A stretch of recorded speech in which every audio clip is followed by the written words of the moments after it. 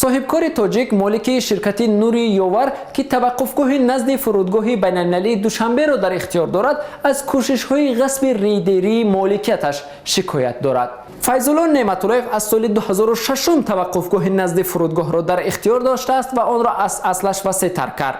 اما با تاکید این صاحبکار تاجیک با عوض شدن رهبریت فرودگاه در پایان ماه ینور سال روان مشکلات او و شرکتش آغاز شد.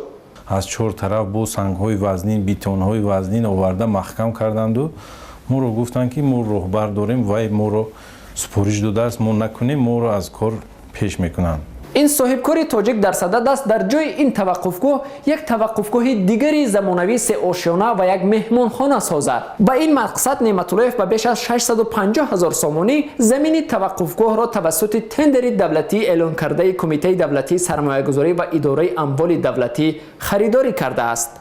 نعمت‌اللهیف این تلاش‌های رهبریت فرودگاه بین‌المللی را یک نوع تلاش زوران از دست وی گرفتن توقفگاه و یا غصب ریدری می‌داند. اما در فرودگاه بین‌المللی شهر دوشنبه در صحبت با آزادی گفتند این ادعاهای نعمت‌اللهیف اساس ندارند ولی از شرح بیشتر این قضیه خودداری ورزیدند. اما مسئولان فرودگاه بین‌المللی به این صاحبکار مشورت می‌دهند با رهبریت فرودگاه سر میز مذاکرات بنشیند و راه مسالمت‌آمیز این ماجرا را پیدا کند. شکوه این صاحبکار تاجیک از تلاش زوران از دستش گرفتن مالکیتش که سالها آن را رواج داده است یگانه نیست. سالهای اخیر شکوه ها در مورد غصب ریدری مالکیت خانه و منزل و بیزنس در تاجیکستان از هر وقت بیشتر صدا می‌دهند. مطبوعات محلی طی حداقل 5 سال اخیر در مورد قضیه های مربوط به شبکه فروشگاه های اریم، بازار اینام در شهر توس، بازار سامان در شهر بوستان ولایت سوخت مطلب و گزارش ها پخش میکرد که در آن گفته میشد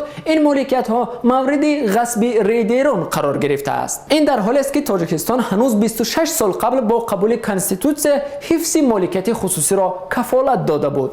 ماده 12 کنستیتوسیون تاجیکستان حفظ همه شکل‌های مالکیت از جمله مالکیت خصوصی را کفالت داده است. اما این بند قانون اساسی تاجیکستان همینک 4 عصر نتوانسته است صاحبان مالکیت خصوصی را از چنگ منصبداران بلندپایه و نزدیکان آنها امین نگاه دارد. شاکرجان حکیموف دکتر علوم حقوق شناسی میگوید در کشور زمینه‌های قانونی حفظ مالکیت به وجود آمدند اما در عمل به چند دلیل آن پورا اجرا نمی‌شود. با استفاده از رابطه های اولادی و مناسبت های کروپسیونی و دیگر برخورد های منفعت ها دایره های معین تدریجاً کوشش میکنند که با مقامات حفظی حقوق و جلب بعضی نهادهای مقامات حفظی حقوق به طور غیر قانونی صاحب ملکان را از مالکیتشان محروم کند.